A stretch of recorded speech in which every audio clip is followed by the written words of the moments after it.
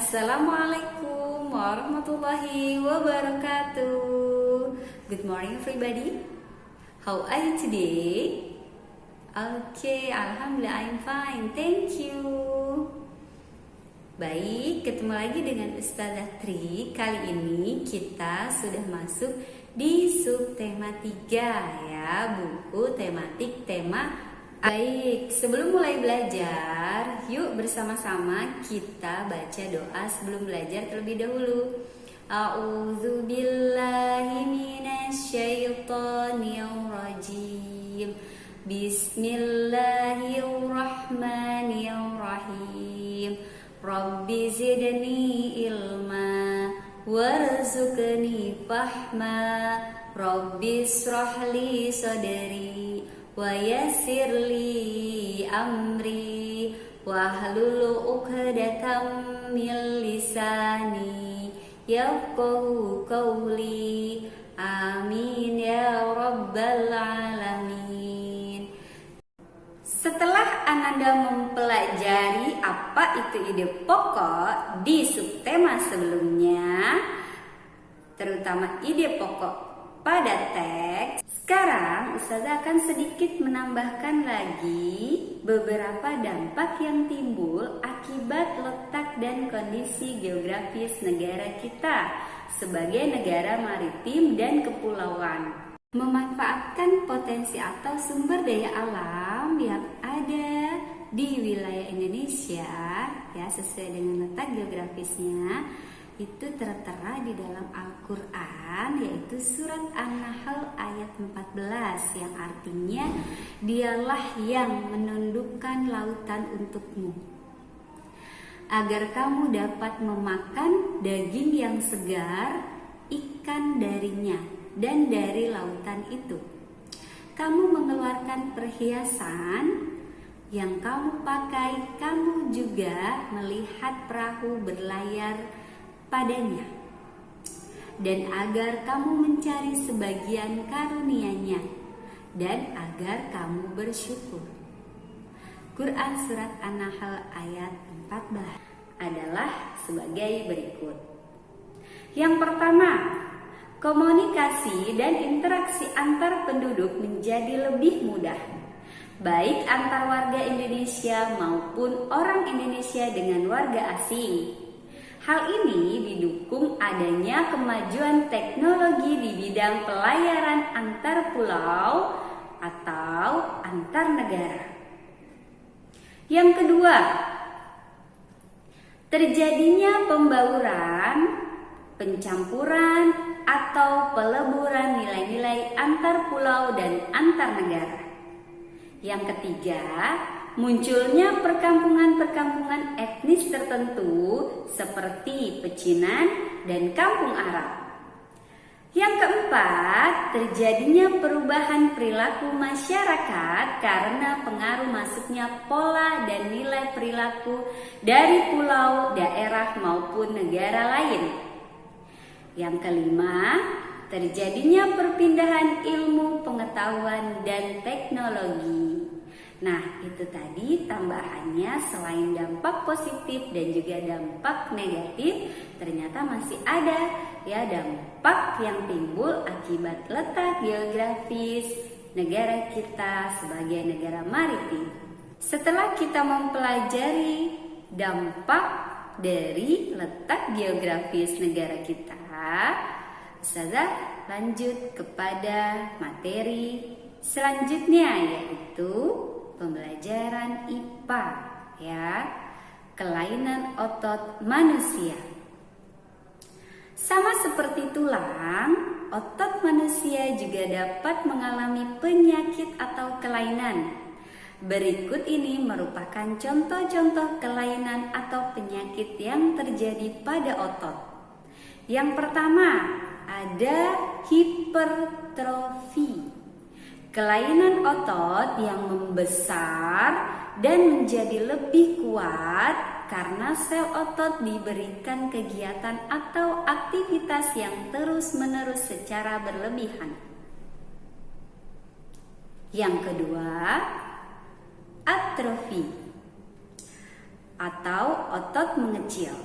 kelainan otot yang mengecil, lemah, fungsi otot yang menurun. Hal ini disebabkan adanya penyakit polimyelitis.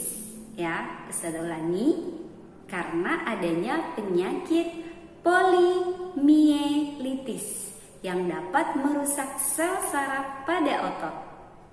Yang ketiga, tetanus atau kelainan otot yang disebabkan adanya infeksi bakteri Clostridium tetani. Tetanus mengakibatkan otot menjadi kejang-kejang. Yang keempat, stiff atau kaku leher.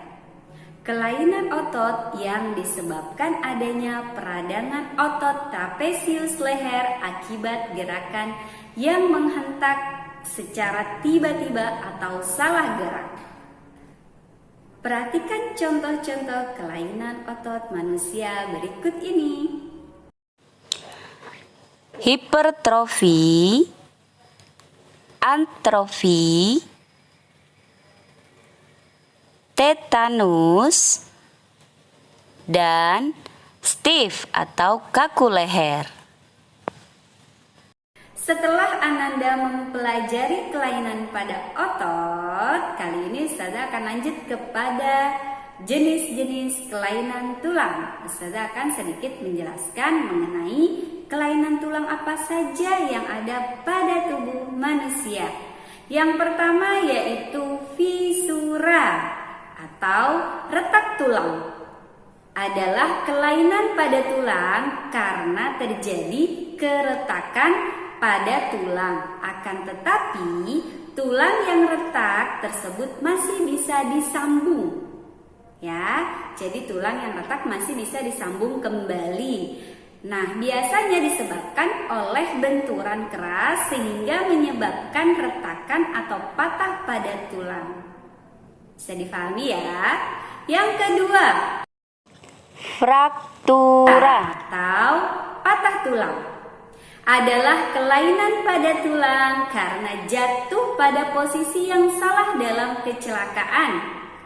Patah tulang dapat terjadi jika tulang menerima tekanan atau benturan yang kekuatannya lebih besar daripada kekuatan tulang.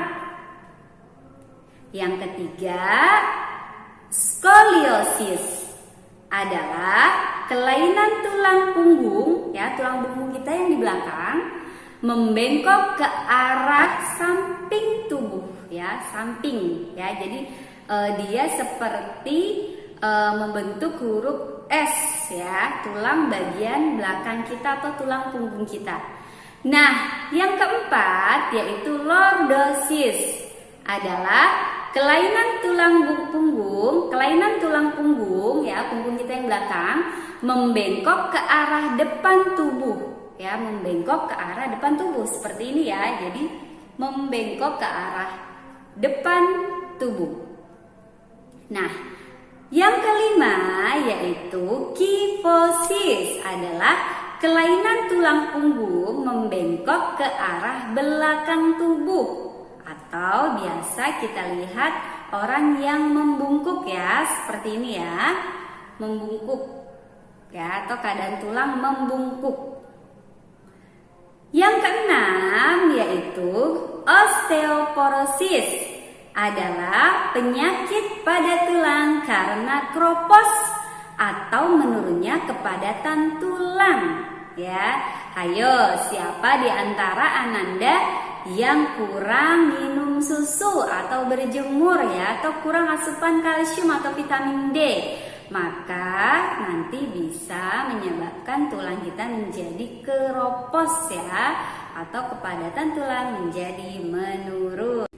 Setelah Ananda mempelajari terkait beberapa materi di subtema 3 agar lebih paham, kalian bisa mencoba menggali kembali materi yang sudah disampaikan, ya. Latihannya bisa di halaman 155. Jika ada yang belum paham, kalian bisa langsung bertanya kepada ustazahnya di kelasnya masing-masing.